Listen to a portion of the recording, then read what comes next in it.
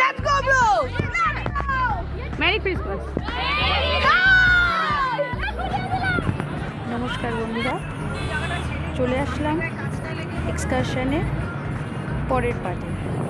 এখন আমরা NJP station থেকে যাচ্ছি গ্যাংটকের দিকে। এনজিপি টু গ্যাংটকের ডিস্টেন্স হচ্ছে 118 কিলোমিটার।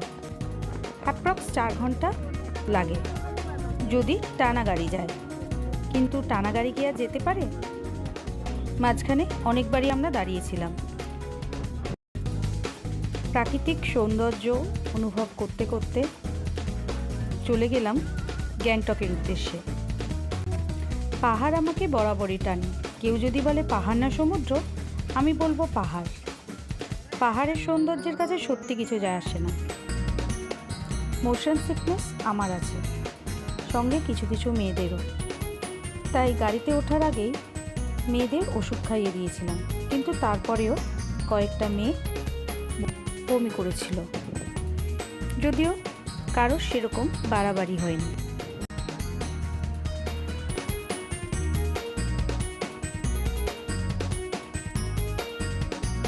এখন সকাল 11টা বাজে, জাস্ট হোটেলে ঢুকলাম।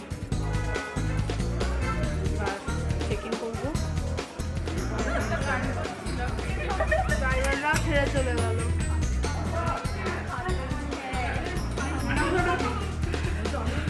এখন এসে সব ফ্রেশ হয়ে লাঞ্চ করতে বসেছে মেয়েরা।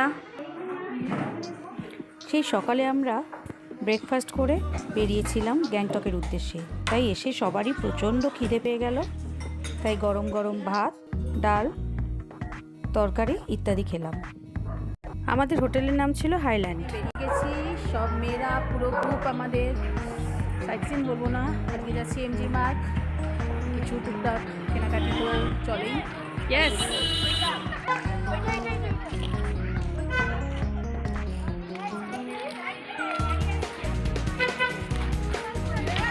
আমাদের হোটেল থেকে এমজি মার্গ খুব একটা দূরে ছিল না, কিন্তু পাহাড়ি রাস্তা তো তবু দূর মনে হয়।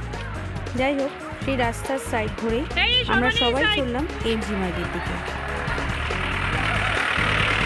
Merry Christmas.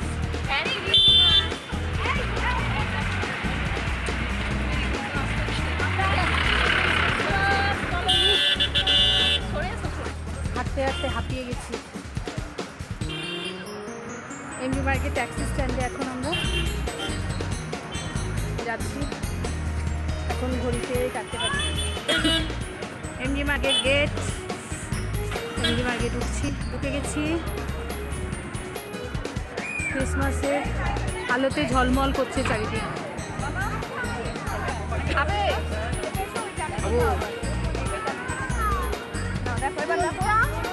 হ্যাঁ হ্যাঁ, 25শে ডিসেম্বর প্রচণ্ড ঠান্ডা ছিল, আর তার মধ্যে গরম গরম চা পান্তা।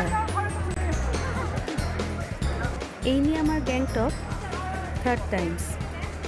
যতবারই এসেছি ততবারই দেখেছি এমজি মার্গে প্রচণ্ড ভিড়। কোনো অকেশন দরকার হয় না, যত রাত বাড়ে তত ভিড়।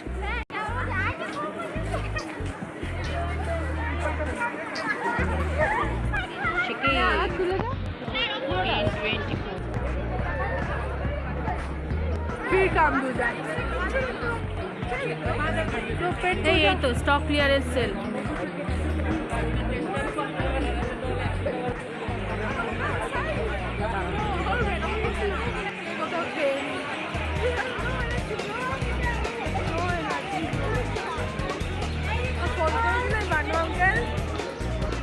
হ্যাঁ,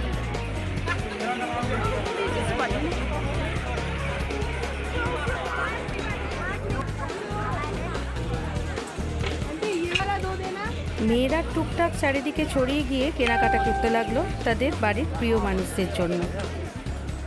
সবাই চায় ঘুরতে গেলে প্রিয়জনদের জন্য কিছু নিয়ে যাই। আমাদের মেয়েরাও তাই করলো। চলে আসবো পরের ভিডিওতে, সঙ্গে থাকবেন আমার পুরো জার্নি দেখার জন্য। পরের ভিডিওতে থাকবে কীভাবে আমরা সন্ধ্যেবেলা ক্রিসমাস সেলিব্রেশন করলাম তাই নিয়ে। নমস্কার, সঙ্গে থাকুন।